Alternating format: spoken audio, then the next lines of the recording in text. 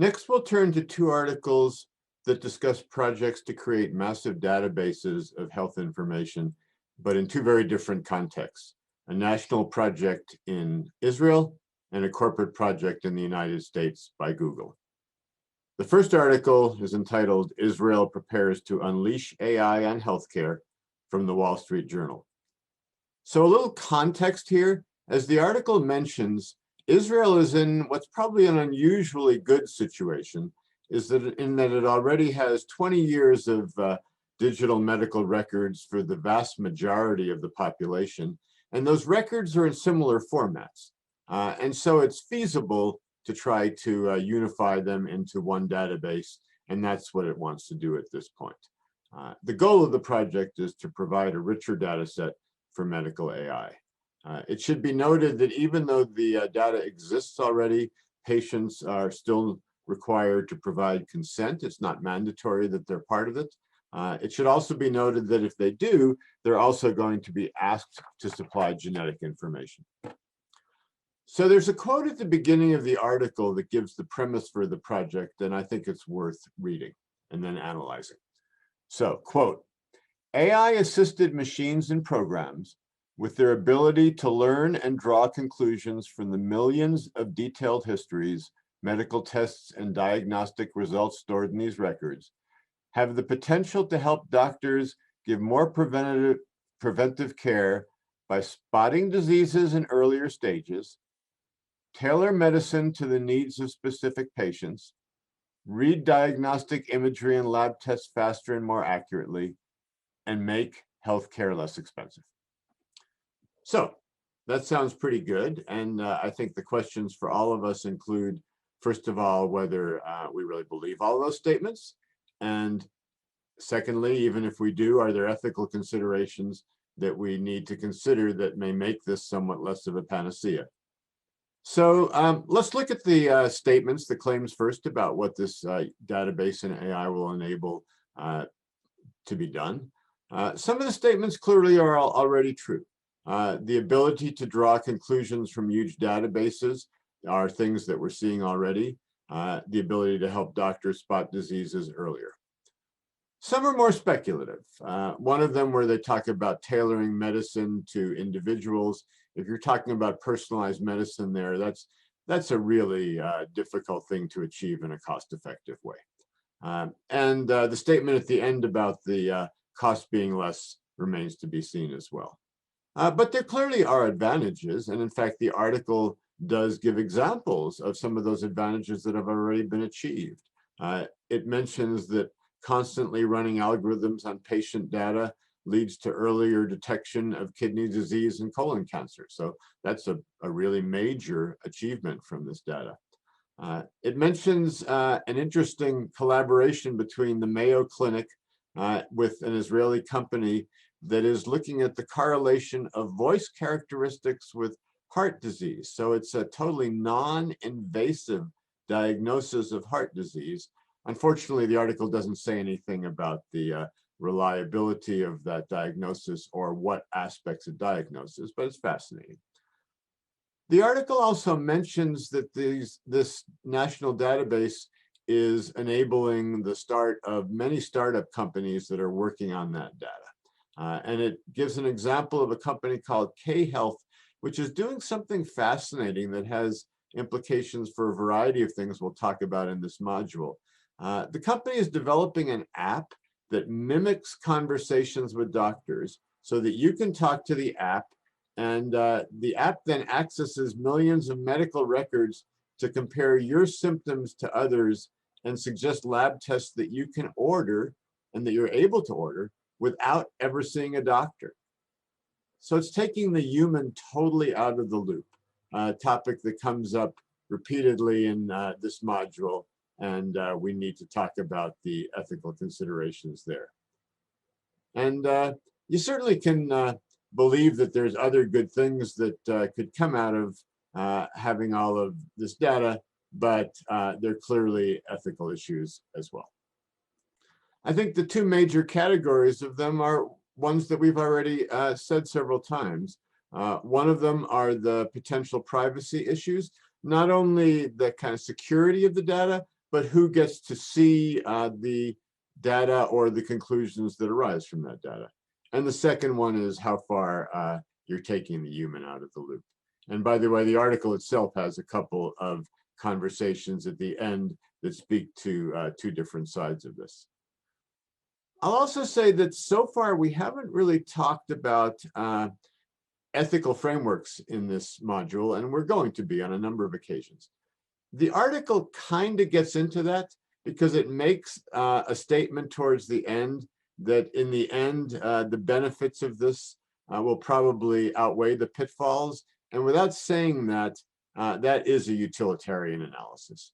And in general, we're going to see that it's often the case in healthcare that the natural way to look at things is a utilitarian way, but it's not the only one. So as a final comment on this article, let's say this is a good idea, and it probably is in many ways. Can it be done everywhere?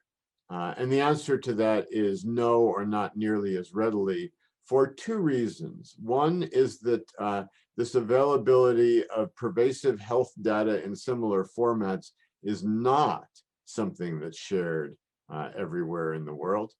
And secondly, there's different levels of privacy laws in different parts of the world that may make this harder in some places. So next we'll turn to the article from the Wall Street Journal. Google's Project Nightingale gathers personal health data on millions of Americans, which is relevant to the ability to do this sort of thing that we just discussed in the United States, but with a very different corporate approach. The article, in fact, mentions that not only is this a pilot project, that it was initially a secret project. It's a project that entails aggregating comprehensive health data for individuals from 21 of the 50 United States. And initially, neither the patients nor their healthcare providers, their doctors, were aware that their records were involved. Turns out that this is legal under US health privacy regulations, HIPAA, is what that's called, as long as the company that's doing this is doing it to help the healthcare provider carry out its functions. So the healthcare provider is subject to legal restrictions that another company that helps it is not subject to. So while this is not a legal course, you can see that there's plenty of issues here that are not only ethical issues, but in the end, policy and legal issues. There clearly are big privacy issues because, as the article mentions, a large number of Google employees have access to this data. And so there's plenty of things that could happen. I'm going to make a little bit of an aside here. Articles like this sometimes refer to anonymized data, which is an important concept. It's the concept of taking personally identifiable information out of data. And the comment is that this has been shown in the literature to have its limits.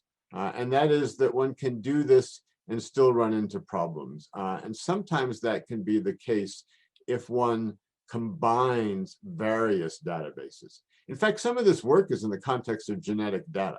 And let me give you just a very simple artificial example of that. I think it's something that's important for you as data scientists to understand. Let's say we want to make sure that nobody is able to put people's names and their social security numbers together. So we might have one database that has your names, your phone number, but not your social security number. We might have a second database that has your social security number, your phone number, but not your name. Well, that's fine until somebody is able to put those two databases together. And then through having the same phone number, you can immediately link your name to the social security number.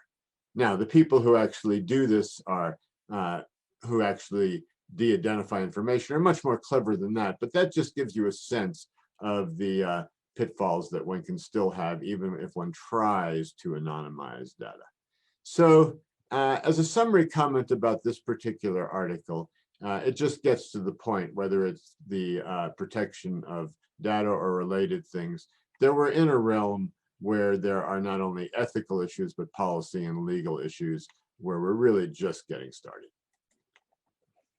Finally, for this lesson, after two articles that were more on the data collection side, we'll come back to one that's more on the analysis of the data side using AI. Of course, those two things are intimately linked. We collect the data so that we can have it for this type of analysis, as the Israeli article mentioned, and we need lots of data to do useful analysis. So we'll look at the Time article. AI can now make medical predictions from raw data, but can deep learning be trusted? So the article starts with the fact that at a leading United States hospital, every screening mammogram, that is screening for breast cancer, is analyzed using deep learning. And it gets immediately to a pro and a con. The pro is that this seems to be working well, that the model appears to be able to make better predictions of the 5-year prognosis than physicians can themselves. The con is that we can't really say how the deep learning model reaches its conclusion, which, as you know, is a statement that can be made generally about deep learning and is the issue that is called explainable AI, although that acronym is not, or that name is not used in the article itself. To me, the remaining parts of the article are largely a commentary on human issues and important human issues. One of them is that the doctors sound suspicious of something new that they don't understand well. And I think this is an ethical issue. I think we have to take this seriously. Doctors deal in life and death situations with patients, and we have to, as data scientists and as technologists, do our best to help them understand the technology that they're going to be using. The article also quotes some computer scientists on their views on this topic, and there's various views that are taken there. There's one computer scientist who has been helping to develop the analysis that's talked about in the article, and that person is quoted as saying that the explainable AI issue is, quote, a myth. I'll just say that I wouldn't have taken that approach. As I just said, I think it's not only a very important one for our field technically, and it's getting a lot of attention, but it's an important one for our ethical obligation to help other people understand what we're doing. There's three things that the article stresses that I think are useful in summarizing it. One is particular to this application of the mammography, that as we test these systems, we're going to need to understand not only how accurate they are, but in what respects they're accurate. For instance, in medical diagnoses, there's a big difference between false negatives and false positives. And one is much more concerned about false negatives, that is, failing to diagnose a condition when that condition exists. So we're going to have to look carefully at what the characteristics of the diagnoses are in that respect. The second is the one that we've already said, that we're going to have to pay attention to the human side. Both the doctors and the patients are going to need to be comfortable with these AI diagnoses if we're going to use them. And the third is, in some sense, flip side of what I just said. That is, time may take care of that. If over time it's becoming clear that these systems are doing a good job and a better job than a medical provider could do by themselves, then both those providers and the general population will start to trust them more. That comment is probably an interesting one to end this lesson on, because it's implicitly an ethical framework comment. When we talk about healthcare in general, our goal is a pretty simple one. We want to keep people healthy and keep people healthy for a longer time. That is inherently a utilitarian way of looking at things. And so while it doesn't get discussed in these articles, in many cases, they're taking a utilitarian look.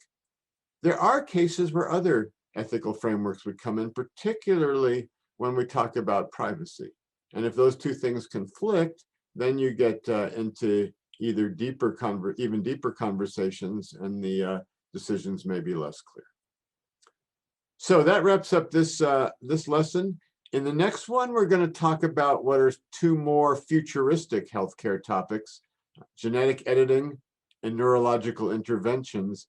And these have even more profound and deep ethical considerations attached to them.